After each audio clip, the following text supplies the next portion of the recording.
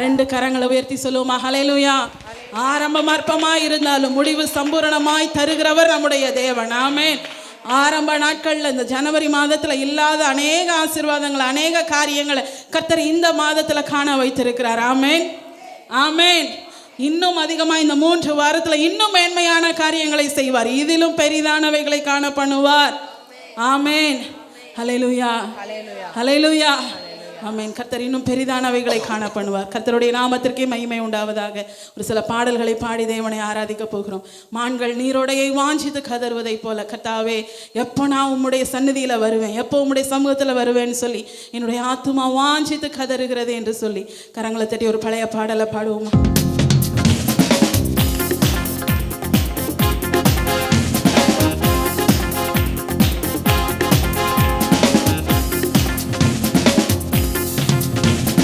மான்கள்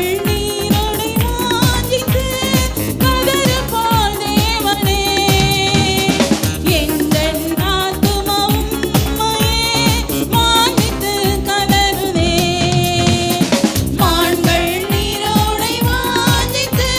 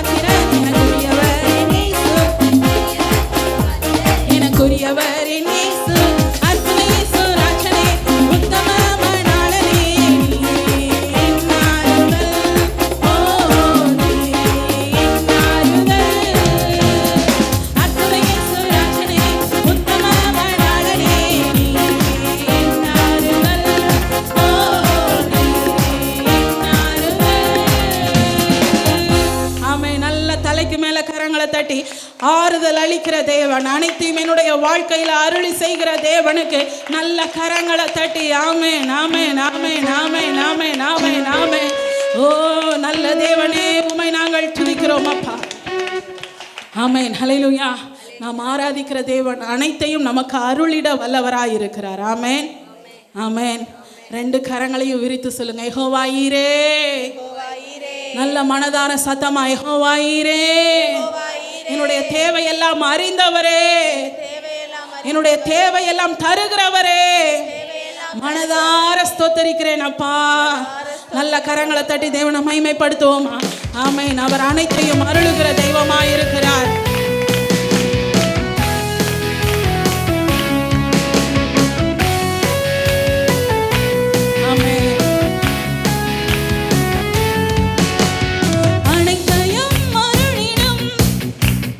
எனக்கென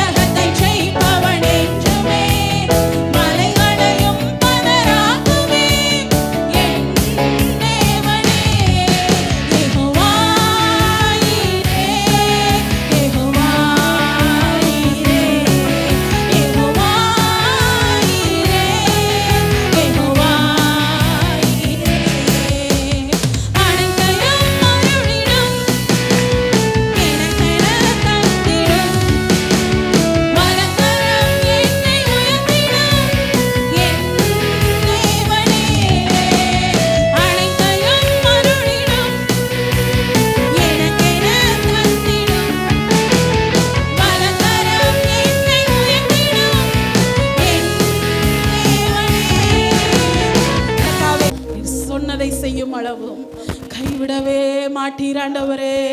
வாய்களை திறந்து சொல்லிக்கொண்டே இருங்க. நீங்க சொன்னதை செய்யும் ஆண்டவரே, கைவிடவே மாட்டேன். ஆமென்.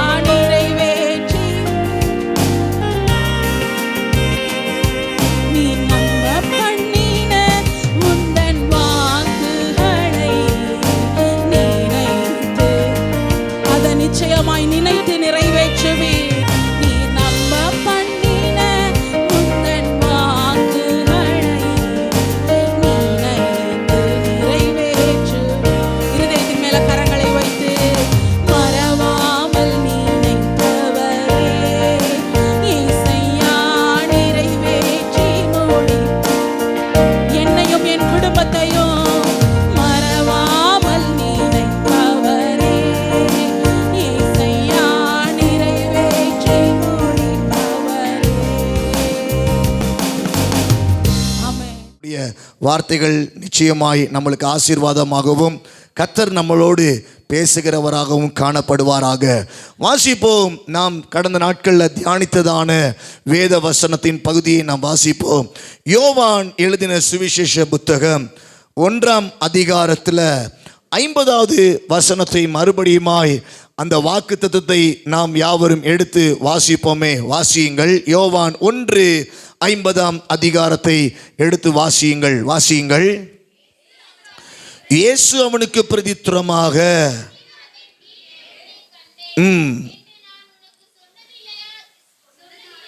சொன்னதினாலேயா? இதிலும் பெரிதானவைகளை காண்பாய். இதிலும் பெரிதானவைகளை நீ காண்பாய். இன்னொரு தடவை நம்ம மேல இருந்து கொஞ்சம் வாசித்தால் நலமாயிருக்கும். வாசிப்போம். அந்த வேத வசனத்தை வாசிப்போம். 45 வாசிப்போம். பிலிப்பு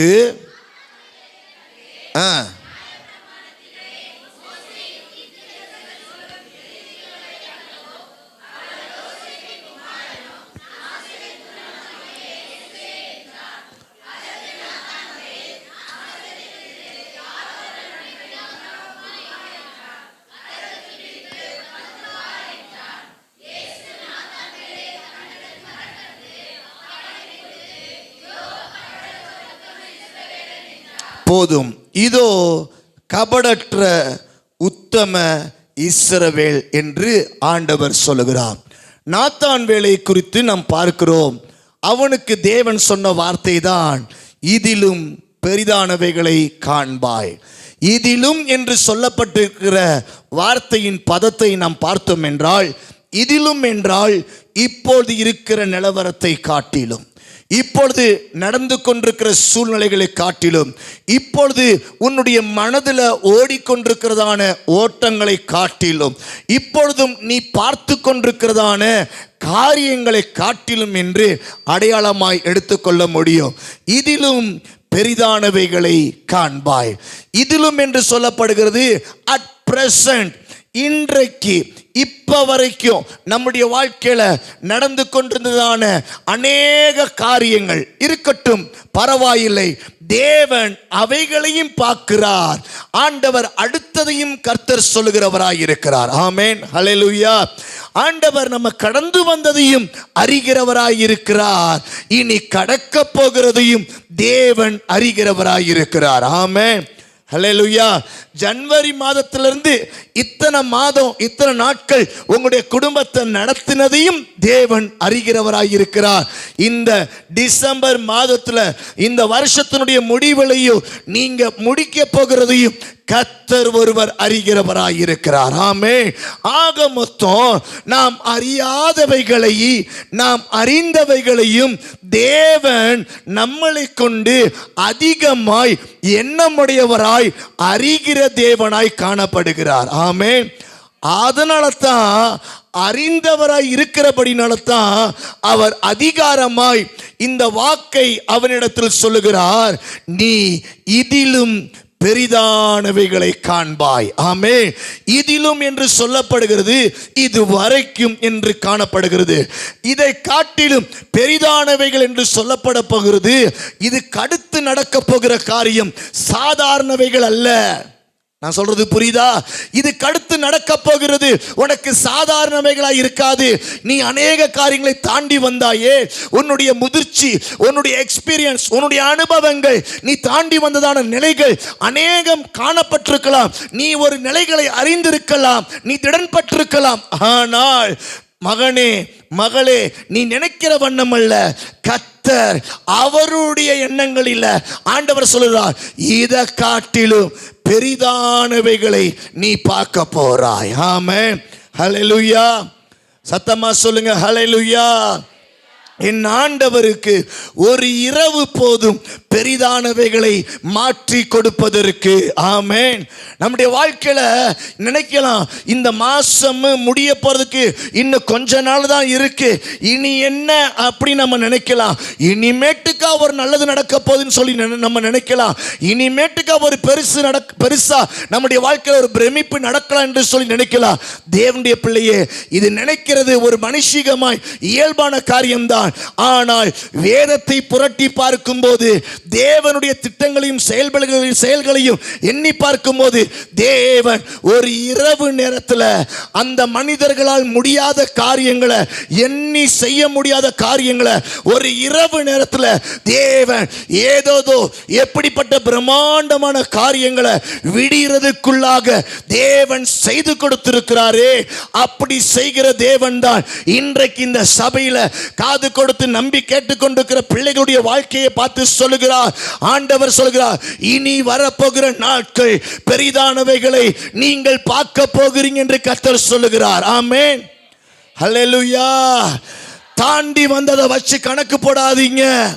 தேவனுடைய பிள்ளையே, நீ தாண்டி வந்ததை வச்சு என்னைக்கும் கணக்கு போடாத. அது முடிந்து போனவைகள். ஆண்டவருடைய பார்வையில தேவன் அதை காட்டிலும் பெரிதானவைகளை கர்த்தர் எண்ணங்களை வைத்து, கர்த்தர் காரியங்களை வாய்க்க பண்ணும்படியாய் பெரிய திட்டங்களை கர்த்தர் தீட்டி வைத்திருக்கிறார். ஆமென், ஹல்லேலூயா. பக்கத்துல பார்த்து சொல்லுங்க, இன்னைக்கு இருக்கிற மாதிரி இப்படியே தான் என்னை பார்க்க முடியாது. என் ஆண்டவர் என்ன பெருசா நினைச்சு வச்சிருக்கிறாரு. என்ன நினைச்சுக்கிட்டு இருக்கீங்களா? இப்ப பார்க்குற மாதிரியா பார்க்க போறீங்க? கேளுங்க, அப்படியே நம்ம பாஷையில பேசுங்க. சொல்லுங்க, இப்ப என்ன எப்படி பார்க்குறீங்க? நீங்க இப்ப பார்க்குற மாதிரி நாளைக்கு பார்க்க முடியாது. ஆண்டவர் பார்வையில் நான் வேற லெவலு, நீங்களும் வேற லெவலு. ஹல்லேலூயா. எத்தனை பேர் நம்புகிறீங்க? ஆமென். கர்த்தருடைய பிள்ளைகளே, தேவன் அதுதான் ஆண்டவர் அந்த நாத்தான்வேலுக்கு சொல்லுகிறார், நீ இப்பொழுது இருக்கிறதை பார்க்கிலும் ஆண்டவர் பெரிய காரியங்களை கர்த்தர் காண வைப்பேன் என்று சொல்லியிருக்கிறார். ஆமே. அப்ப அவர் செய்யாம இருப்பாரா? அதுக்கென்று கர்த்தர் ஒரு யூகம் வைக்காமல் இருப்பாரா? அதற்காய் காரியங்களை நடப்பிக்காமல் இருப்பாரா? சொல்லுகிற ஆண்டவர் அதை கட்டாயம் செய்து முடிக்கிற தேவனாய் இருக்கிறார். ஆமே. ஆபிரகாம் சாராளும் காத்து கொண்டிருந்த நாட்கள் அநேகம். ஆனால் ஒரு நாள் ஆண்டவர் பார்த்து சொல்கிறார், ஏற்ற காலத்துல உன்னுடைய கையில ஒரு பெரிய புட்பிரவிப்பதை நீ கையில வாங்கி இருக்கிறத நான் பார்ப்பேன்னு சொல்லி ஆண்டவர் சொன்னது போல அவள் நகைத்தாள், அவள் சிரித்தாள். அவள் இதெல்லாம் நடக்குமான்னு சொல்லிட்டு ஒரு ஏளனமா சிரிச்சா. ஆனா தேவன் சொன்னது நடந்தே தீரினது. ஆமென். ஹல்லேலூயா. கர்த்தர் உங்களுக்கு நாளைக்கு நடக்க போகிறத தேவன் தடையில்லாமல் நடத்தி தருவாராக. ஆமென். நீங்களே விரும்பாமல் இருந்தாலும் சில வேளை உங்க கைகளில் வந்து அவைகள் அமையும். நீங்கள் பெற்றுக்கொள்கிற பிள்ளைகளாய் பாக்கியவான்களாய் தேவன் அமைத்து கொடுக்க போதுமானவராய் இருக்கிறார். கரங்களை தட்டி நம் ஆண்டவரை மகிமைப்படுத்துவோமா? எனக்குரியத தேவன் நினைத்து வைத்திருக்கிறத அவர் நிச்சயம் எனக்கென்றே தருகிறவராய் இருக்கிறார். அது சாதாரணமாக இருக்காது.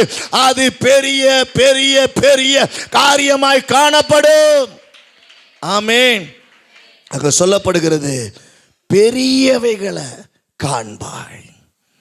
எப்பயுமே அங்க சொல்லப்படுகிறது, பெரியவைகளை காண்பாய். கர்த்தர் செய்வது எதுவோ சாதாரணமாய் இருக்க போவதில்லை, அது பெரியவைகளாய் காணப்படும். ஆமென். ஓகே, இது அதனுடைய காரியம். போன வாரம் நம்ம பார்த்தது ஒரு அங்கே படித்த நம்முடைய இந்த வார்த்தையை நம்ம திரும்ப படிப்போம். 47 சொல்லுகிறது, இயேசு நாத்தான்வேலை தம்மிடத்தில் வர கண்டு அவனை குறித்து, இதோ கபடற்ற உத்தம இஸ்ரவேலன் என்றார். 2 காரியம். இதோ கபடற்ற உத்தமன். 1 என்னது? கபடற்ற. 2 என்னது? உத்தமன். திரும்ப சொல்லுங்க, கபடற்ற உத்தமன். கபடற்ற என்று சொல்லுகிறது தான் போன வாரம் நம்ம பார்த்தோம். வஞ்சனை இல்லாதவன், விக்கிரக குணம் இல்லாதவன், அப்படிப்பட்ட குணம் இல்லாதவன், தீமையான சிந்தை இல்லாதவனாய் காணப்பட்டிருந்தான். இப்படி பல தந்திர குணம் இல்லாதவனாய் இருக்கிறான். இப்படி பல காரியங்கள் தான் அங்க சொல்லப்படுகிறது. அவனுடைய வாழ்க்கையில எப்படி கபடற்றவன் என்று சொல்லி நம்ம பார்த்தோம். இன்றைக்கு கர்த்தர் நம்மளுக்கு சொல்லி கொடுக்கிற காரியம் எதுவென்றால் உத்தமம். எது? உத்தமன், உத்தமம். ஆமென். அல்லேலூயா. அவன் கபடற்றவனாகவும் உத்தமனாகவும் இருந்தான்.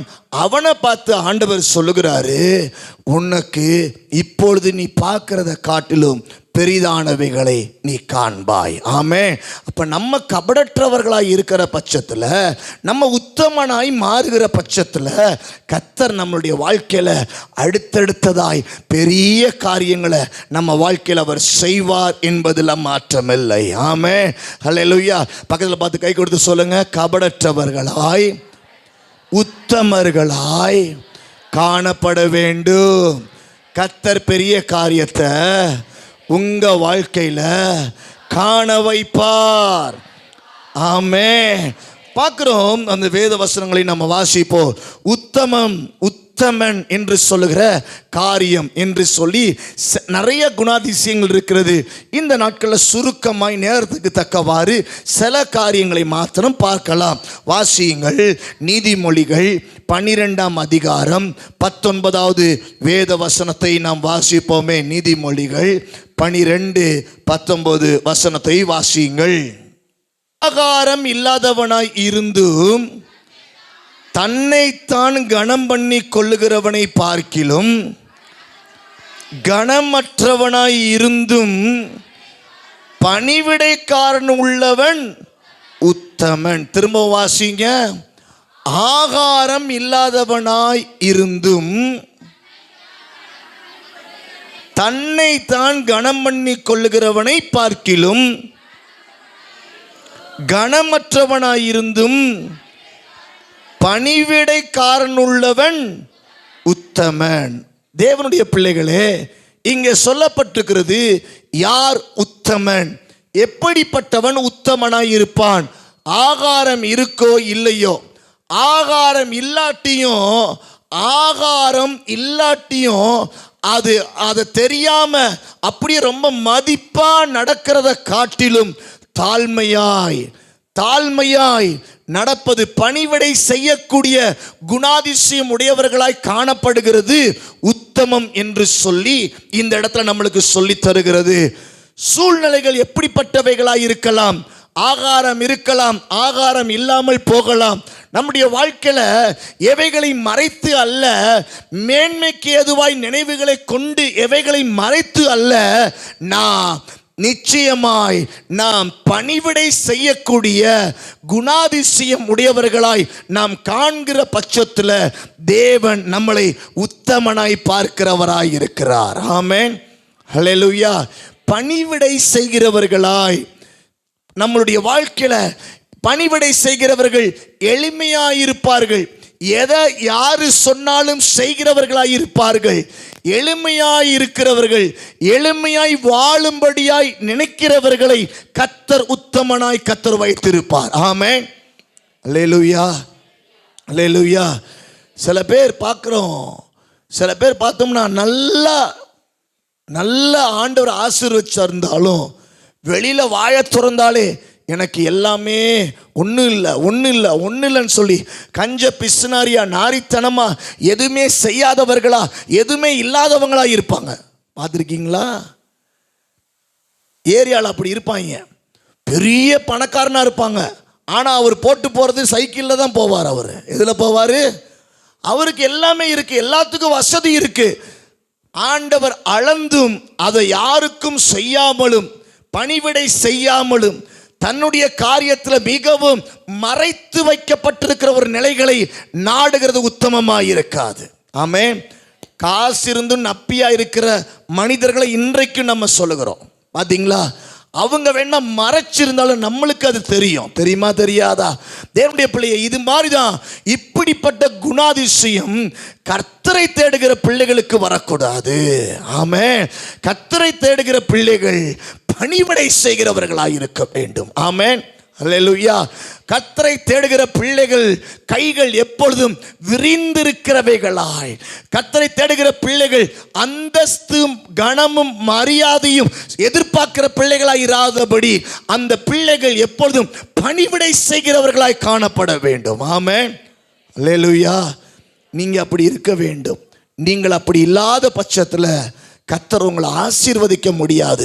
தேவன் உங்களை உத்தமனாய் கர்த்தர் மாற்ற வேண்டும் என்று விரும்புகிறார். ஆமென், ஹல்லேலூயா.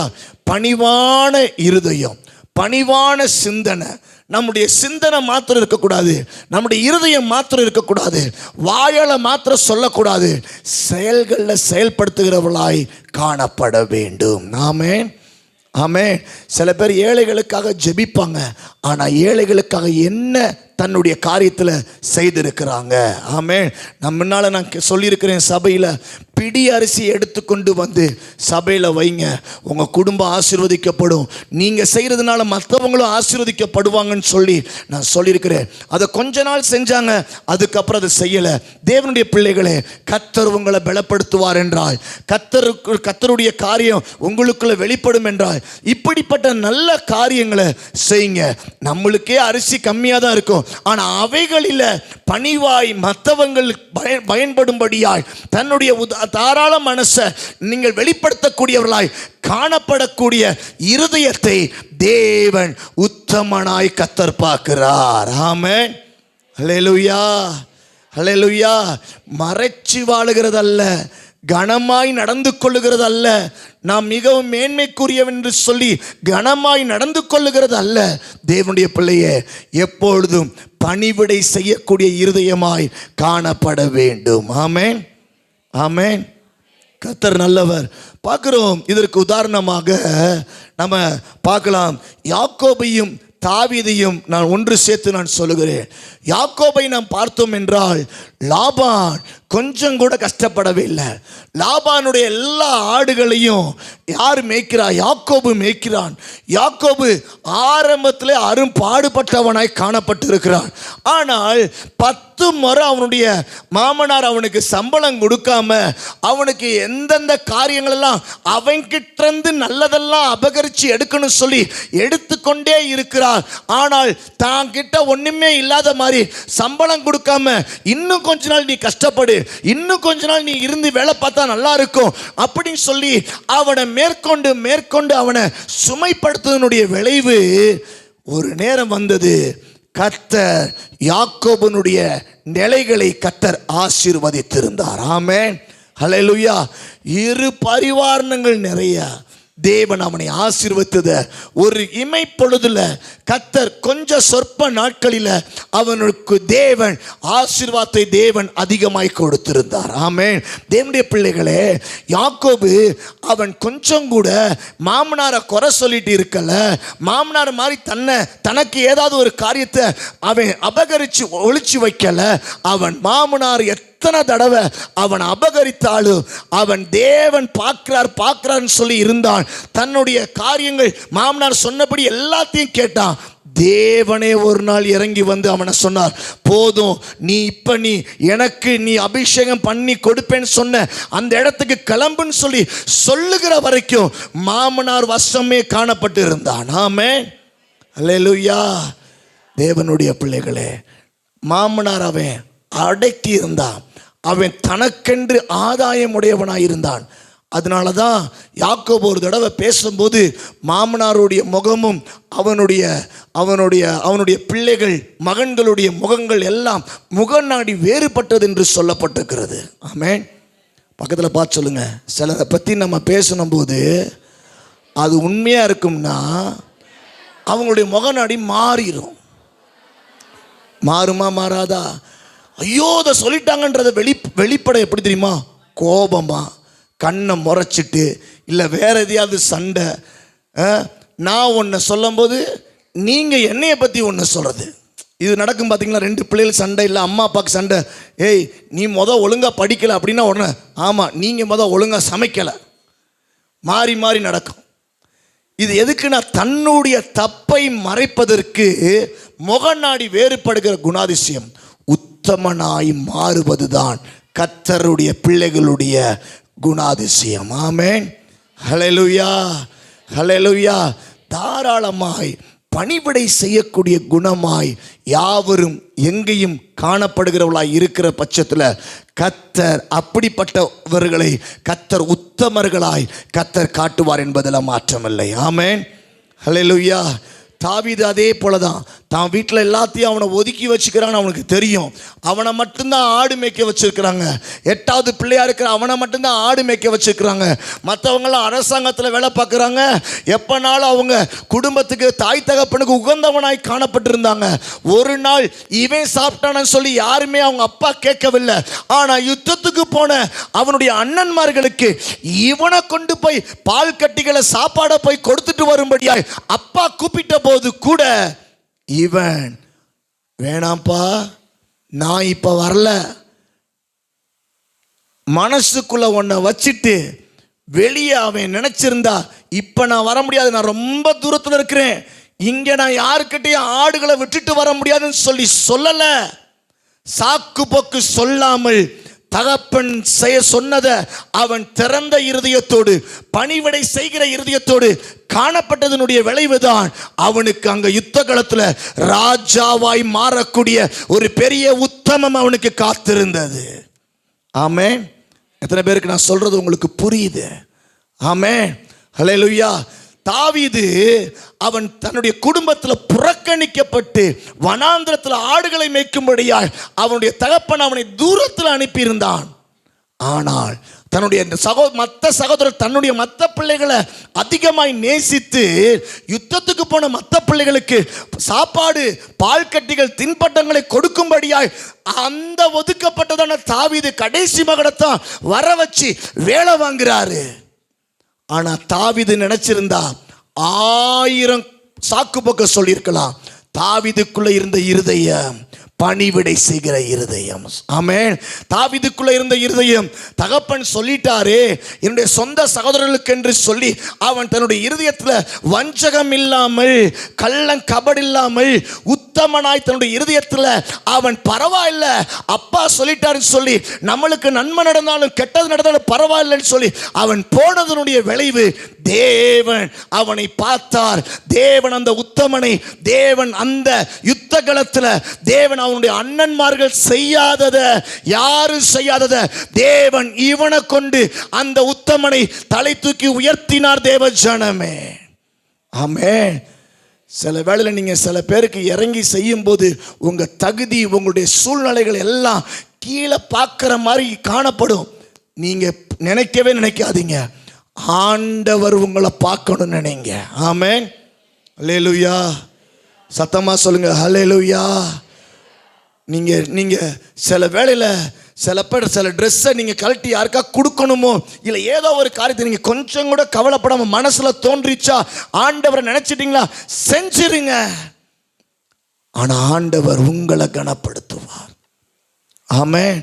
சில இடத்துல உங்களை கனப்படுத்தாமல் இருப்பாங்க, கவலையே படாதீங்க, உங்களை கனப்படுத்துவார், உங்களை கனப்படுத்துவார். ஆண்டவர் நிச்சயம் கனப்படுத்துகிறவராக இருக்கிறார். ஆகையால் அந்த வார்த்தை முதல் காரியம் சொல்லுகிற உத்தமன்னா எப்படி இருக்கணும்னா, பணிவிடை செய்கிறவனாக இருக்க வேண்டும்.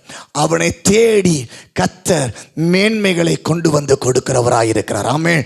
2வது வசனத்தை வாசிங்கள். நீதிமொழிகள் 16ஆம் அதிகாரம் 32ஆம் வசனத்தை வாசிங்கள். நீதிமொழிகள் 16ஆம் அதிகாரம் 32ஆம் வசனம் வேகமாக வாசிங்க. பலவானை பார்க்கிலும் பட்டணத்தை பிடிக்கிறவனை பார்க்கிலும் தன் மனதை அடக்கிறவன் உத்தமன். அப்படியே நெஞ்ச பிடிச்சுக்கோங்க, அப்படியே மனசை பிடிச்சுக்கோங்க. இதை கொஞ்சம் அடக்கணும். இதை என்ன செய்யணும்? உத்தமன்னா இதை என்ன செய்யணும்? நம்ம நினைக்கிற பிரகாரமா வாழ்க்கை வாழ்ந்துடக்கூடாது. நம்ம நினைக்கிற பிரகாரமா வாழ்க்கை வாழ்ந்துடக்கூடாது. உங்களுடைய மனதை அடக்கிறவனாய் இருக்க வேண்டும். உங்கள் மனசை கொஞ்சம் என்ன செய்யணும்?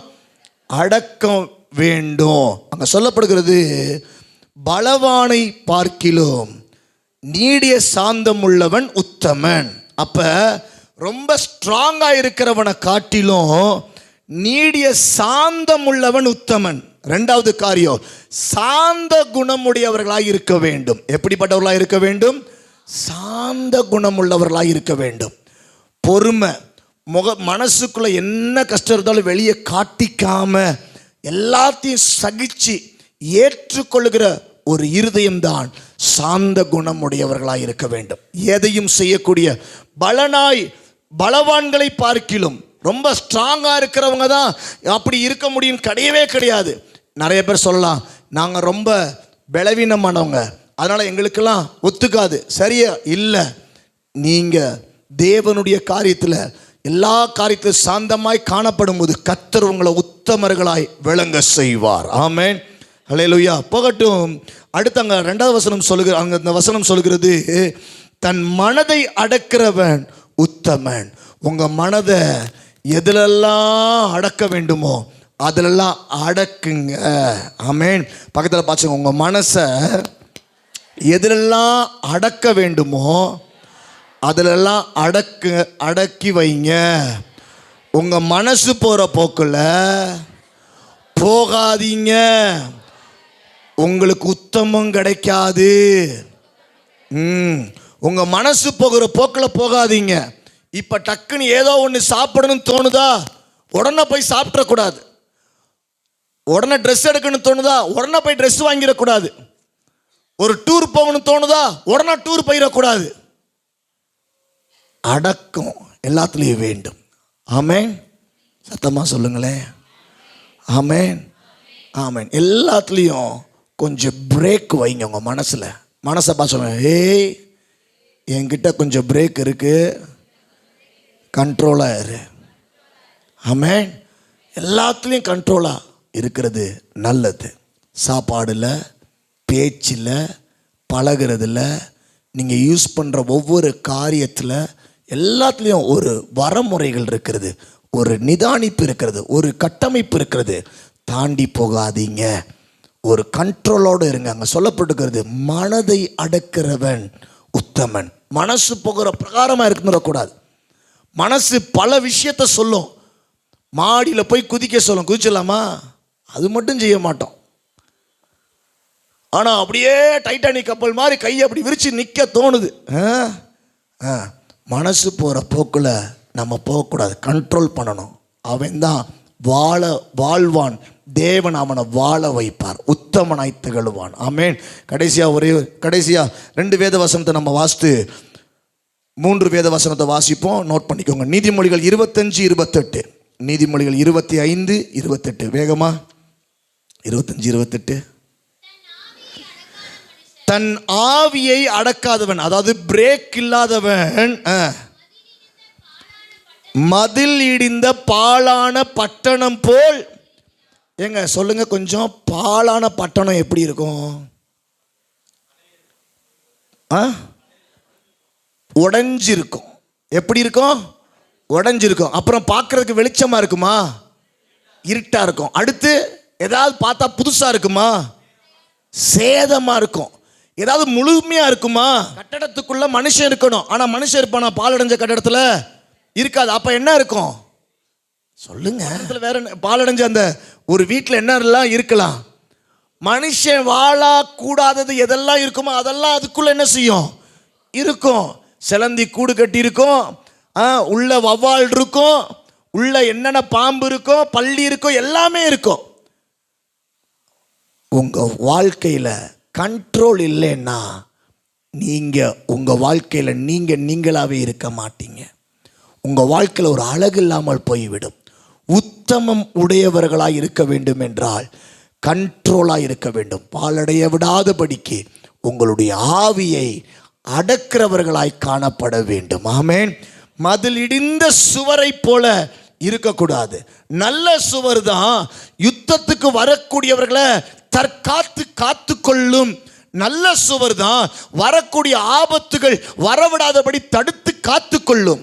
உங்களுடைய வாழ்க்கையில் இப்படிப்பட்ட இருளோ இப்படிப்பட்டதான தேவையில்லாத காரியங்கள் வரவிடாதபடிக்கு உங்களுடைய இருதயத்தை அடக்கி உங்களுடைய ஆவியை அடக்கி காத்துக்கொள்வது நல்லதாய் காணப்படும். உத்தமமாய் தேவன் விளங்க செய்வார். ஆமென். வாசிங்க.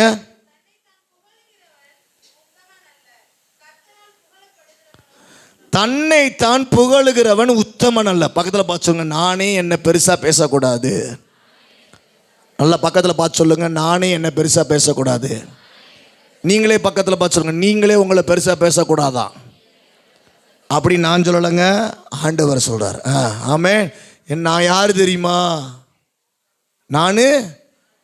எனக்கு இதெல்லாம் சர்வ சாதாரணம் தெரியுமா?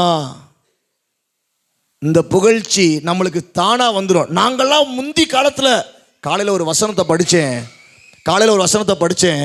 அங்கே சொல்லப்பட்டிருக்கு, முடிஞ்சு போனதை நினைக்கவே கூடாதான். முடிஞ்சு போனதை என்ன செய்யக்கூடாதான்? நினைக்கவே கூடாதான். அதனால தேவனுடைய பிள்ளைகளே, உத்தமன்னா அவன் தன்னுடைய வாழ்க்கையில் இப்படிப்பட்ட நான் பெரிய ஆளு அப்படின்னு சொல்லிட்டு என்னால் தான் எல்லாம் நடக்கும், நான் தான் சிறந்த ஆளு, நான் போய் நின்னாலே ஒரு அப்படின்னு சொல்லிட்டு இருக்கவே கூடாது. கர்த்தர் உங்களை சொல்லணும். யார் சொல்லணும்? அந்த வசனத்தை திரும்பவும் படிங்க. தன்னைத்தான் புகழுகிறவன் உத்தமன் அல்ல. கர்த்தரால் புகழப்படுகிறவனோ கர்த்தர் உங்களை புகழணும். ஆமென். மற்றவங்களை கொண்டு உங்களை ஆண்டவர் சொல்ல வைக்கணும். ஆமென். அல்லேலூயா, அல்லேலூயா. நீங்களே சாப்பிட்டு உங்கள் குழம்பு ரொம்ப நல்லா இருக்குன்னு சொல்லக்கூடாது. நீங்களே எல்லாத்தையும் சொல்லிடக்கூடாது, நான் தான் ரொம்ப பெஸ்ட்டு அப்படின்னு சொல்லிடக்கூடாது. உங்களை மற்றவங்க சொல்லணும், ஆண்டவர் உங்களை சொல்லணும். ஆமென். அல்லேலூயா. கர்த்தரால் புகழப்படுகிறவர்களோ உத்தமர்கள். ஆமென். தேவனுடைய பிள்ளைகளே, நம்மளுடைய குடும்பத்தில் உத்தமமாய் பிள்ளைகளை நடத்துவோம், உத்தமமாய் நம்முடைய குடும்பத்தை நடத்துவோம். அப்படி நடத்தப்படும் போது தேவன் நாத்தான்வேலுக்கு சொன்னதான வாக்குத்தத்தம் நிச்சயமாய் நம்மளுடைய வாழ்க்கையில் குடும்பத்தில் கட்டாயம் நிறைவேறும் என்பதெல்லாம் மாற்றமில்லை. இவைகளிலும் நீங்கள் பெரிதானவைகளை கர்த்தர் காண வைப்பார். கண்களை மூடி நாம் ஜெபிப்போமா? அப்படியே கண்களை மூடி, ஆண்டவரே எங்களுடைய வாழ்க்கையில் ஆண்டவரே நாங்கள் பொறுமையாக இருக்கிறவர்களாய் காணப்பட வேண்டும். ஆண்டவரே நாங்கள் பணிவிடை செய்கிறவர்களாய் காணப்பட வேண்டும். ஜெபம் பண்ணுறீங்களா? வாய்களை திறந்து, ஆண்டவரே பணிவிடை செய்கிறவர்களாய் காணப்பட வேண்டும். மனசை அடக்கக்கூடிய மனப்பக்குவத்தை கர்த்தர் எங்களுக்கு தாங்க ஆண்டவரே. சொல்லி வாய்களை திறந்து சொல்லுங்க, ஆண்டவரே மனதை அடக்கக்கூடிய ஆண்டவரே பக்குவத்தை கர்த்தர் எங்களுக்கு தாங்க ஆண்டவரே. ஆண்டவரே சாந்த குணத்தை கர்த்தர் எங்களுக்கு தாங்க ஆண்டவரே. ஆண்டவரே சாந்த குணத்தை கர்த்தர் எங்களுக்கு தாங்க ஆண்டவரே. பணிவிடை செய்கிற குணத்தை கர்த்தர் எங்களுக்கு தாங்க. நாங்களே எங்களை பெருசாக பேசக்கூடாது. உங்கள் இடத்துலேருந்து எங்களுக்கு ஆண்டவரே கடந்து வர வேண்டும். ஆண்டவரே ஆபிரகாமை நீங்கள் சொன்னீங்களே, ஆபிரகாமே இப்போ நான் உன்னை தெரிஞ்சுக்கிட்டேன், நீ எவ்வளவு என் மேல வைராக்கியமா இருக்கிற என்பதை நான் புரிஞ்சுக்கிட்டேன். நான் பலி செலுத்த சொன்ன உடனே நீ அப்படியே செய்யும்படியாய் நீ அப்படியே நடந்து போயிட்டியே, அப்படியே காரியங்களை செய்யும்படியாய் துணிகரமாயிட்டியே. நீ உத்தமன் என்பதை நான் அறிந்து கொண்டேன், நீ என்னுடைய வார்த்தையை கனப்படுத்துகிறேன் என்பதை நான் அறிந்து கொண்டேன் என்று ஆண்டவரால் புகழப்பட வேண்டும். தாவீது ஆண்டவர் சொல்றாரு, இவன் என் இருதயத்துக்கு ஏற்றவர். ஆண்டவரால் புகழப்படுகிற வார்த்தை உங்களை பார்த்து ஆண்டவர் சொல்லணும். நீங்க சொல்லக்கூடாது, என்னை பத்தி எல்லாருக்கும் தெரியும், என்னை பத்தி எனக்கு தெரியும் சொல்லிட்டு ஆண்டவர் சொல்ல வேண்டும். தேவனுடைய பிள்ளைகளே, அப்படிப்பட்ட நாத்தான் வேலைத்தான் ஆண்டவர் பார்த்து சொல்லுகிறார், இதோ கபடற்ற உத்தம இஸ்ரவேலன் கடந்து வருகிறான் என்று கர்த்தர் சொன்னாரே. இன்றைக்கு கர்த்தருடைய சந்நிதிக்கு வருகிற பிள்ளையே, இன்னைக்கு நீங்கள் கபடற்றவர்களாய் உத்தமர்களாய் நீங்களும் உங்களுடைய குடும்பமும் மாறுகிற பட்சத்துல கர்த்தர் இப்ப இருக்கிற நிலைகளை தாண்டி தேவன் பெரிதானவைகளை உங்களுக்கு செய்ய வல்லமை உடையவராய் இருக்கிறார். கரங்களை தட்டி, ஆண்டவரே எங்களுடைய குணாதிசயங்கள் மாறட்டும் ஆண்டவரே. ஆண்டவரே பணிவுடையவர்களாய் காணப்படட்டும் ஆண்டவரே. ஏழை எளியவர்களுக்கு ஆண்டவரே தாழ்மையாய் இருக்கிறவர்களுக்கு நாங்கள் பணிவிடை செய்யக்கூடிய மனசும் பொறுமையும் தாழ்மையையும் ஆண்டவரே வீண் புகழ்ச்சியை நாடாதபடி மனதை கண்ட்ரோல் பண்ணக்கூடிய பக்குவத்தையும் கர்த்தர் இன்னைக்கு எங்களுக்கு போதித்த அந்த வார்த்தைகள் எங்களுடைய ஆண்டவரே குணத்துல காணப்படுவதாக. ராஜா, யாராவது வியாதிகளோடு கஷ்டத்தோடு வந்திருந்தால் அவர்கள் மேல உம்முடைய இரத்தமும் உம்முடைய சால்வை என்ற தேவ பிரசன்னம் அவர்கள் மேல் ஆண்டவரே பொருத்தப்படட்டும். தேவ கிருபையின் கரமா உங்களை காத்துக்கொள்ளட்டும் ராஜா. இந்த வருகிற நாட்கள் எல்லாம் நம்முடைய பிள்ளைகளை அற்புதமாய் நடத்துங்க. தேவ நன்மையினால நிரப்புங்க. இயேசு கிறிஸ்துவின் நாமத்தில் ஜெபிக்கிறோம் எங்கள் ஜீவனுள்ள நல்ல தகப்பனே. சேர்ந்து சொல்லுவோம், என் ஆத்துமாவே முழுமையுடைய பரிசுத்த நாமத்தை ஸ்தோத்திரி. என் ஆத்துமாவே கர்த்தரை ஸ்தோத்திரி. கர்த்தர் செய்த சகல உபகாரங்களையும் மறவாதே. ஆமென். நம்முடைய கர்த்தராகிய இயேசு கிறிஸ்துவின் கிருபையும் தேவனுடைய அன்பும் பரிசுத்த ஆவியானவருடைய அந்யோன்ய ஐக்கியங்களும் நம் அனைவரோடும் கூட இப்பொழுதும் எல்லா காரியங்களிலும் அதிகமாய் காணப்படுவதாக. ஆமென். ஆமென்.